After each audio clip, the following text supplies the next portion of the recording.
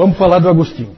Talvez, gente, a figura mais importante da história da igreja. Esse sujeito é importante em todos os ramos do cristianismo. Tá?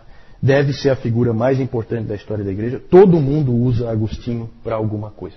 Ele conta a história da vida dele no seu livro As Confissões. Famoso livro dele, As Confissões. O livro todo tem a forma de uma oração. Então o livro todo é assim. Ele vai falando com Deus.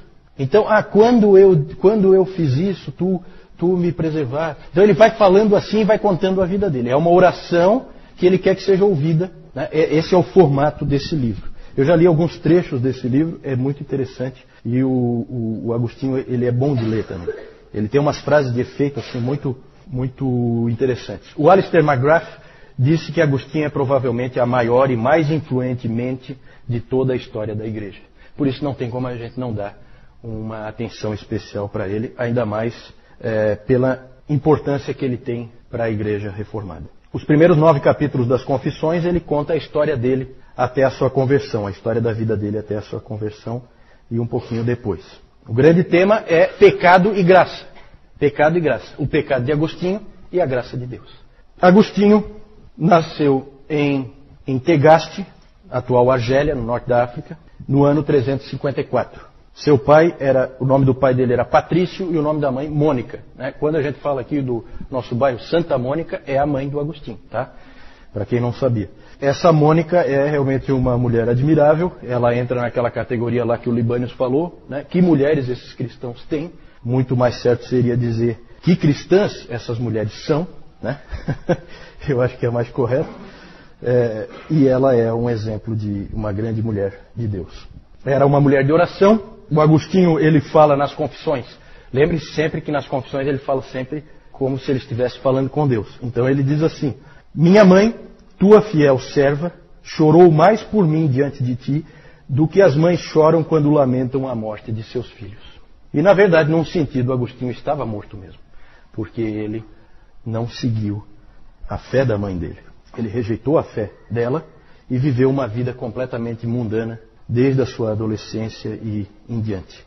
Por meio das orações de Mônica, Deus ouviu as orações de Mônica e ele foi alcançado. E a Mônica só morreu 1 ano depois da conversão do filho. Mônica também é um exemplo de testemunho dentro da família, porque o pai dele não era cristão, Patrício não era cristão, e a sogra, sempre tem que ter uma sogra, né? A sogra também morava ali com eles, e também não era cristã, e os dois muitas vezes tornavam a vida da Mônica difícil, ela como cristã, especialmente a sogra, né?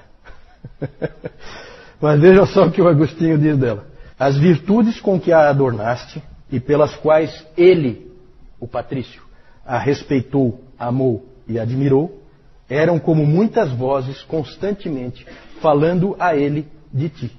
Certo? Ela é um exemplo de testemunho dentro da família, um exemplo dentro daquele de 1 Pedro. Né? Você ganha sem palavra pelo teu exemplo, pela tua vida, você ganha o teu marido, e ela ganhou o marido e ganhou a sogra. Tá certo? O Agostinho fala também que a atenção que dispensou e a sua constante paciência e gentileza também acabaram alcançando aquela velha senhora, que era a sogra da Mônica, certo? Vó do Agostinho. Agostinho a chama de uma serva dos servos de Deus. Depois, mais tarde, esse título foi dado para o Papa, né? Aí eu acho que fica bem melhor na Mônica. Eu acho que para o Papa fica muito ruim esse título aí. Não ficou legal, não. Vamos falar da vida dele de pecado. Ele fala nas Confissões de que ele pecou desde o dia que nasceu. Ele fala isso. Ele insiste nisso. Tem até um episódio interessante da infância dele, que ele gasta bastante tempo, que é um episódio em que ele, junto com outros meninos, resolveram roubar umas peras na casa do vizinho. E ele conta essa história das peras, de que ele não tinha a menor fome. Ele não tinha nenhuma razão para ir lá roubar aquelas peras. Ele foi roubar as peras pelo prazer de roubar as peras. Por isso ele foi. E isso é pecado. É o pecado na infância dele, né? Ele tinha prazer no pecado. E assim foi, ele na verdade, ele saiu da cidade onde ele morava e foi para a grande cidade de Cartago. no norte da África, e lá ele viveu então uma vida de imoralidade. Ele depois, mais tarde, teve uma concubina. Com essa concubina ele teve um filho, Adeodato. E então ele viveu uma vida de imoralidade. E ele começou a sentir que aquilo não era vida e ele queria sair, mas não sabia como. Inclusive tem aquela famosa frase dele: Senhor, dá-me castidade, mas não já. E isso aí, gente, por que eu estou falando tanto da vida do Agostinho? Porque na vida do Agostinho nós vamos ver a doutrina verdadeira sobre o homem, como o homem é. Deus fez questão de que aquele homem vivesse o que ele ia ler depois na palavra. Isso é muito nítido. Isso é muito nítido. Ele aprendeu sobre a graça através da vida dele e depois ele confirmou na palavra de Deus que é exatamente assim. O homem é assim. Eu não quero o pecado, mas eu quero. Eu não quero, mas eu quero. Eu sei que é ruim, mas eu quero fazer mesmo assim. E é assim que o ser humano é. Ele é escravo do pecado. Depois ele percebeu que ele podia ser grato a Deus pelos pecados que ele não cometeu. Ele escreve assim. Eu vou ler muita coisa que ele escreveu, tá? Eu atribuo, sempre das confissões, então sempre ele falando com Deus. Eu atribuo à tua graça quaisquer atos maus que eu não pratiquei. Então ele via também que, ao mesmo tempo que ele fez muitas coisas ruins, Deus impediu que ele fizesse coisas piores, né? E para quem não nasceu na igreja, quem viveu uma vida de pecado antes de vir para a igreja, sabe o que isso significa, né? Como realmente Deus preserva os seus eleitos.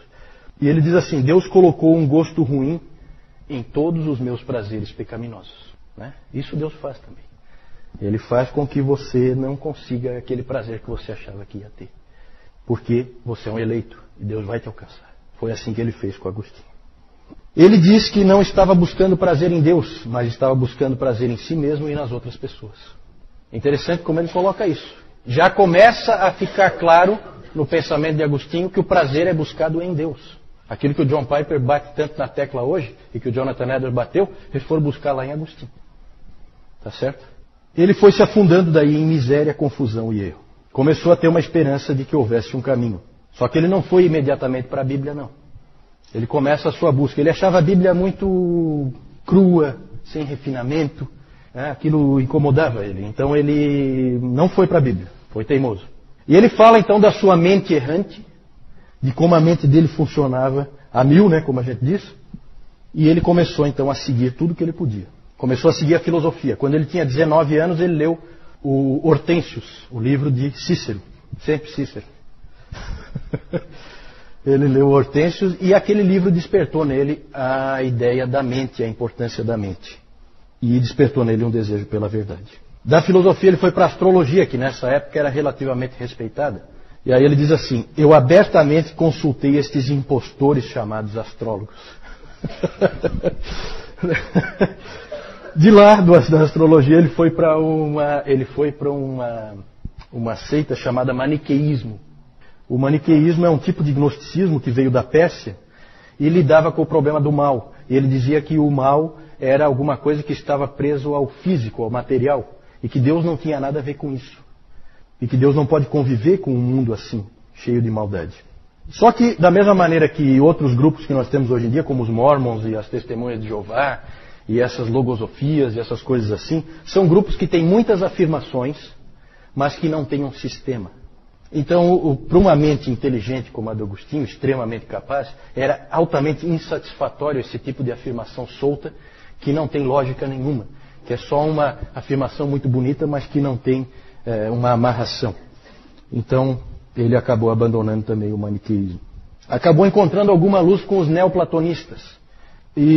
Só que porque os neoplatonistas falavam de uma terra de paz, de luz, só que eles não diziam como é que se chega lá. E o Agostinho fala que que o fato de que o verbo se fez carne, eu não pude ler ali. Essa informação ele não encontrou ali. E ele sabia, depois ele soube que esse é o único caminho, o fato de que o verbo se fez carne. É impressionante, gente, como Deus foi trazendo o Agostinho. Agostinho, ele decidiu ir para Roma, porque ele quis seguir carreira na retórica. Ele era extremamente capaz, um indivíduo muito inteligente, praticamente um gênio, e ele então queria seguir carreira na retórica, que era uma bela carreira nessa época, e ele achava que ele tinha que ir para o maior centro na época, que era Roma. E ele então Ele queria ir para lá, a mãe dele não queria que ele fosse para lá, porque em Cartago já foi um desastre a vida dele. Imagina ele em Roma, né? Uma cidade maior, muito pior. Então a mãe dele ficava orando e insistindo com ele para ele não ir, e pedia a Deus para ele não ir, e pedia a Deus para ele não ir. Daí ele dizia que ia, daí ele não ia, daí ele ia, daí ele não ia. Ficava nessa indecisão e acabou indo. E aí o que o Agostinho diz disso é uma coisa muito interessante. Ele fala que Deus não ouviu as palavras da sua mãe, mas a oração da sua mãe, né? Porque as palavras dela eram: Senhor, faz com que o meu filho não vá para Roma. Mas a oração dela é: Senhor, converte o meu filho. E ele tinha que ir para Roma. Na verdade, ele não tinha que ir para Roma. Para onde é que ele tinha que ir? No plano de Deus. Quem é que sabe? Não. Quem é que vai levar ele à fé? Ambrósio de Milão. Então ele vai para Roma, e quando ele chega em Roma, ele descobre que ele não tem que estar em Roma. Que o grande orador, o homem da retórica, está em Milão. E o nome dele é Ambrósio. Então ele vai para Milão. E aí ele fala uma coisa muito bonita. Ele diz assim: totalmente sem saber, eu estava sendo trazido por ti a ele, para que, sabendo, eu pudesse ser trazido por ele a ti. Frase bonita, né? E é bem isso mesmo que aconteceu, certo? Sem saber, eu estava sendo trazido por ti a ele, para que, sabendo, eu pudesse ser trazido por ele a ti. Ele se aproximou de Ambrósio, não pela fé cristã, mas porque Ambrósio era um grande orador. Só por isso. Veja que interessante. Mas aí ele escreve assim: eu comecei a gostar dele. A princípio não como um mestre da verdade, porque eu não tinha absolutamente nenhuma confiança na tua igreja. Mas eu comecei a gostar dele como um ser humano que tinha sido bom comigo. Vejam a importância do testemunho, vejam a importância dele ter sido bem recebido, dele ter sido acolhido por aquele grande homem de Deus que foi o Ambrósio. Enquanto em Milão, ele passou por diversas influências do Ambrósio e de outros irmãos ali da igreja que começaram a influenciar ele, né? Ele ia sempre aos cultos, ouvia a palavra por causa da oratória, só que ele estava levando o evangelho. Então é interessante isso. E ele então leu um best-seller da época, que era o livro de Atanásio. Vejam como as coisas se interligam. O livro de Atanásio, que era um grande best-seller nas igrejas, a vida de Antônio, o eremita. Certo? O Atanásio escreveu a vida de Antônio, e esse livro influenciou muitas pessoas, inclusive o Agostinho. Por fim, ele estava lendo a Bíblia. E para ele agora a Bíblia era um livro diferente. O episódio da conversão dele é famoso. Ele num jardim de Milão, ele ouve uma criança, um menino, gritando: Tole lege, tome, leia. Tome, leia. Aí ele olhou em volta para ver se era alguma brincadeira de algum menino, não viu ninguém. E de novo: tome, leia. Aí ele estava na mão com um livro das Escrituras, o livro de Romanos, e ele então fez aquilo que a gente sempre é ensinado para não fazer, né? Pegou o livro e abriu num lugar qualquer, né? E ele então abriu em Romanos 13, no versículo 13. Alguém abre aí para mim, por favor? Romanos 13, versículo 13. Isso. Eu vou ter que repetir por causa do microfone, né? Andemos dignamente como em pleno dia, não em orgias e bebedices, não em impudicícias e dissoluções, não em contendas e ciúmes, mas revestivos do Senhor Jesus Cristo, e nada disponhais para a carne no tocante às suas concupiscências. Esse é o 14, certo? Então exatamente aquilo veio como uma facada nele, porque era exatamente o tipo de vida que ele vinha vivendo. Ali ele cedeu, ali ele entregou a vida dele para Cristo. Aos 32 anos ele era então uma nova criatura. E ele foi então batizado por Ambrósio no ano 387. Certo? Ambrósio batizou ele. A mãe dele estava lá, o filho dele estava lá, né? Um momento bastante interessante, bastante comovente. Ele voltou para Roma e depois voltou para a África, de onde ele tinha vindo. Foi ordenado em 391 e tornou-se bispo em 395. Quando Agostinho foi ordenado, ele chorou, não de alegria, mas porque ele sentia que estava entrando em algo extremamente difícil. Num aniversário de ordenação, ele disse: pregar, repreender, corrigir, edificar, Cuidar de almas individuais é um grande fardo, grande trabalho, grande luta. Quem não evitaria esse trabalho? Mas o Evangelho me constrange. Aí o coração de um pastor, né? A ordenação, gente, foi muito boa para o Agostinho, porque deu foco para a vida dele. Ele agora tinha uma missão e ele a desempenhou com absoluta fidelidade. Todos os livros dele, os grandes escritos dele, vieram depois já dele ser bispo. Ele passou a se dedicar à obra de Deus de uma maneira impressionante. É muito comum pessoas muito inteligentes e muito capazes como Agostinho. Esse tipo de pessoa é uma pessoa que às vezes ela não se acha na vida, né? Ela erra muito o caminho porque ela é capaz de fazer bem qualquer coisa que ela fizer. Ela vai ter sucesso em qualquer coisa que ela faça. Então ela não sabe o que fazer. E para o Agostinho então foi muito bom que ele foi ordenado, que ele botou um peso de responsabilidade nele e ele então colocou todas as energias dele naquilo. Ele passou o resto da sua vida como bispo em Hipona, que era uma cidade relativamente sem expressão, não é uma cidade importante, mas ele é importante, né? Então ele ficou nessa cidade de Hipona por 35 anos. Ele foi bispo ali, ensinou aquele povo ali. Dizem que os seus sermões nunca eram simplificados para facilitar para o povo. Ele pegava e pregava o que ele entendia realmente da verdade de Deus. Passava muito tempo escrevendo, morreu em 430, pouco antes da cidade cair nas mãos dos vândalos. Século V, gente, já ponham isso na cabeça, século V, o Império Romano do Ocidente vai para o espaço. Tudo que é bárbaro invade o Império Romano e ele é tomado de uma maneira absurda, inclusive ali na África do Norte, onde os vândalos entraram ali, né? Os vândalos são esse grupo bárbaro que leva esse nome. Aqui nós falamos então um pouquinho da vida dele, mas agora eu preciso falar um pouquinho de teologia, porque o momento é muito importante na história da igreja. O grandioso resgate da doutrina da graça de Deus. Deus escolheu esse homem aí para fazer isso. Nós nunca vamos entender por que Deus escondeu a doutrina da graça de Deus completamente da vista da igreja durante 300 anos. Isso é inexplicável. Não sabemos por quê. Mas esse foi o homem escolhido para trazê-la de volta. Temos aí algumas frases. F.F. Bruce diz o seguinte: a doutrina bíblica da graça parece ter sido enterrada na era pós-apostólica para reaparecer somente com Agostinho. E o B.B. Warfield diz: não há maior abismo na história do pensamento humano do que ocorreu entre a era apostólica e as eras seguintes. Não dá para entender o que aconteceu. Por que de repente todo aquele evangelho de Paulo, tudo aquilo que ele explicou ali em Romanos com tanta clareza, desapareceu. E ninguém mais falava com clareza da graça de Deus. Vejam bem, gente, não é que as pessoas não criam na graça. Não é isso. A situação aqui lembra um pouco a questão da doutrina da Trindade e da divindade de Cristo. As pessoas creem na graça de Deus, só que não está claro como que isso funciona.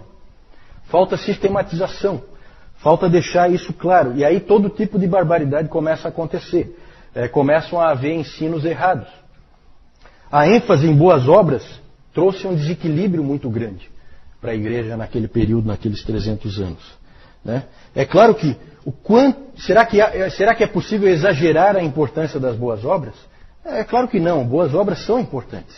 Só que tem que haver equilíbrio com a graça. E esse equilíbrio se perdeu.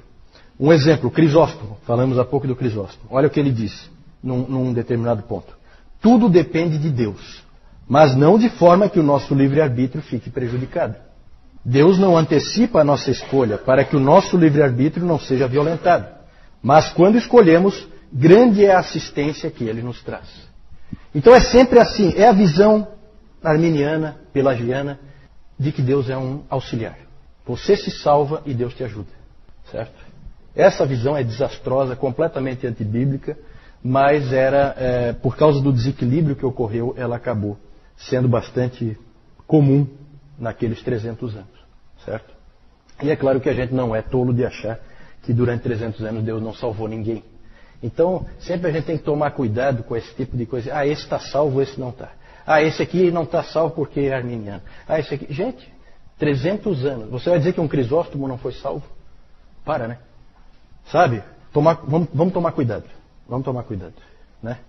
E esses indivíduos, eles precisam de graça por duvidar da graça. Né? É mais ou menos assim, tá bom? Agostinho trouxe muito da sua compreensão do Ambrósio. O Ambrósio já tinha trazido a ideia da graça, tinha começado. Inclusive, Agostinho dá crédito para o Ambrósio. Ele aprendeu muito com o Ambrósio. E a experiência do Agostinho, que nós vimos rapidamente ali, ajudou ele a enxergar a doutrina. O que ele viveu na carne ajudou ele a entender a doutrina bíblica. Certo? Ele acabou, a caminhada do Agostinho até Deus foi cansativa, foi laboriosa, não foi fácil ele chegar até Deus, e ele percebeu que quem busca na verdade é Deus. Deus é que nos busca. Ele entendeu que foi Deus que buscou ele no norte da África, trouxe ele para Cartago, de Cartago para Roma, de Roma para Milão. Para encontrar com um indivíduo que Deus já tinha preparado antes, que era governador da Itália, certo? E antes Deus tinha feito um outro indivíduo lá no Oriente, escreveu um livro sobre a vida de um outro indivíduo, que era um maluco que tinha ido para o deserto, né? E tudo isso Deus junta e traz um homem aos seus pés. E assim é o nosso Deus. É assim que Ele trabalha. Ele não trabalha como nós queremos, Ele trabalha como Ele quer. Certo? Ele nunca pôde ver, o Agostinho, a sua vida como uma vida boa que vai melhorando mais e mais. Certo?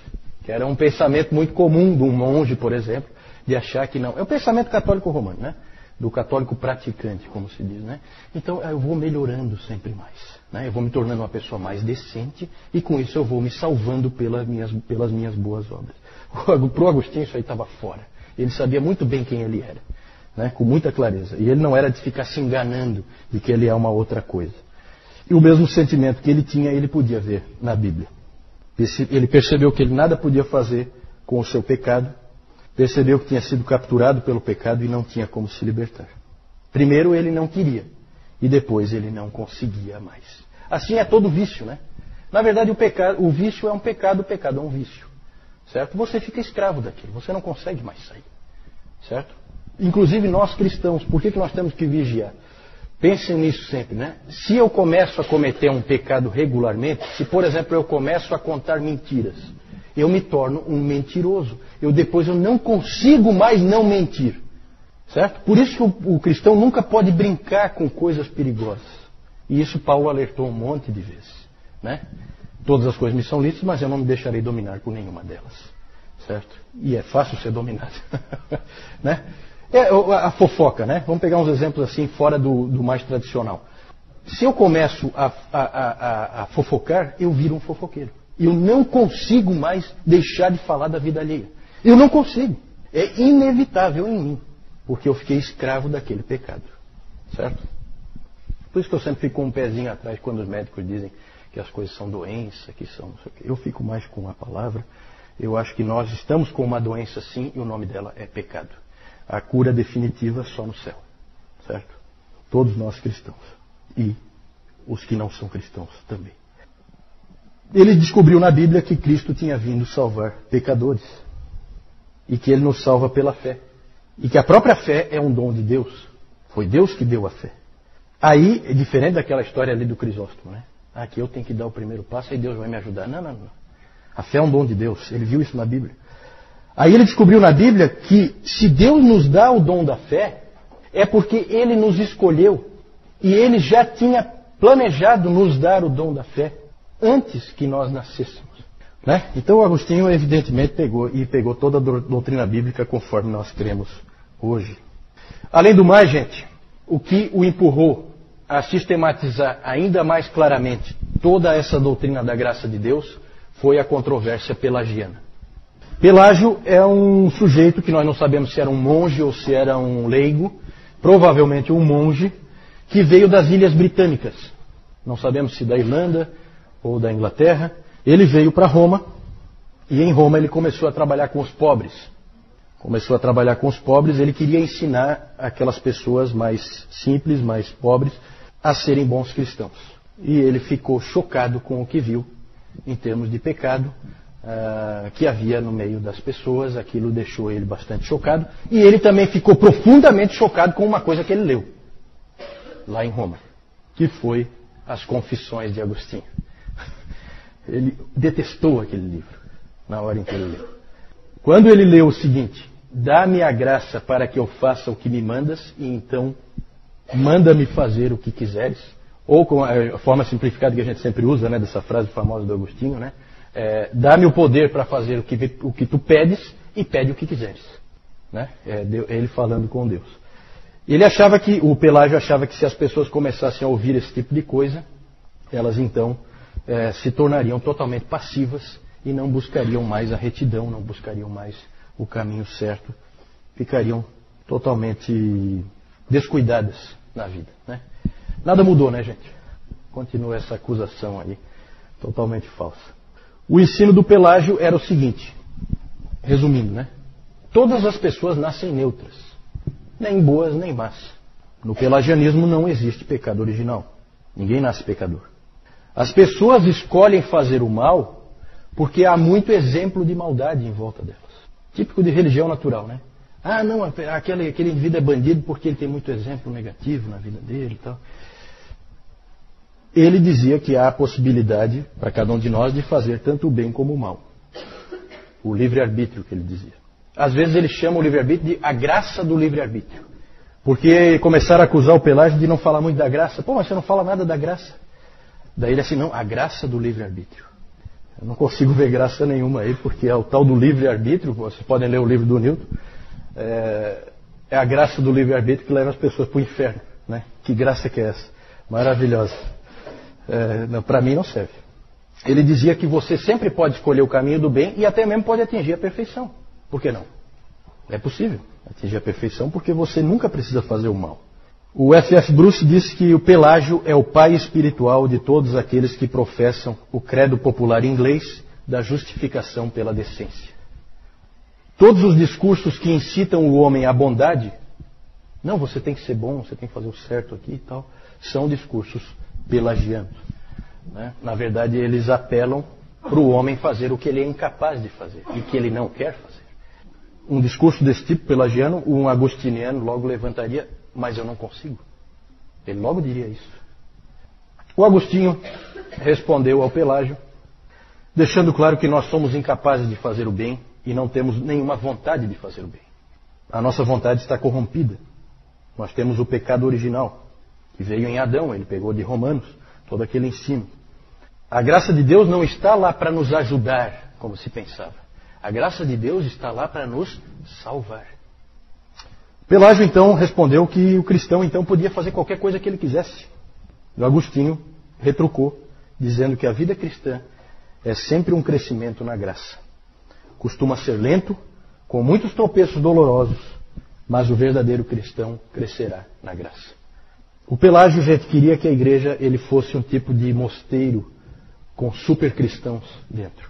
Já o Agostinho considerava a igreja mais como um hospital com muitos doentes, alguns gravemente doentes, mas que estão todos melhorando de saúde, né? Pela graça. Mas continuam doentes, ainda com dificuldades. Né? Então é uma visão diferente. Perfeição só no céu. No meio dessa controvérsia, qual a resposta da igreja? A igreja pareceu aprovar o ensino de Agostinho. Só aparentemente, tá, gente? Por quê? Porque eles não podiam suportar o ensino do Pelágio. Estava muito fora.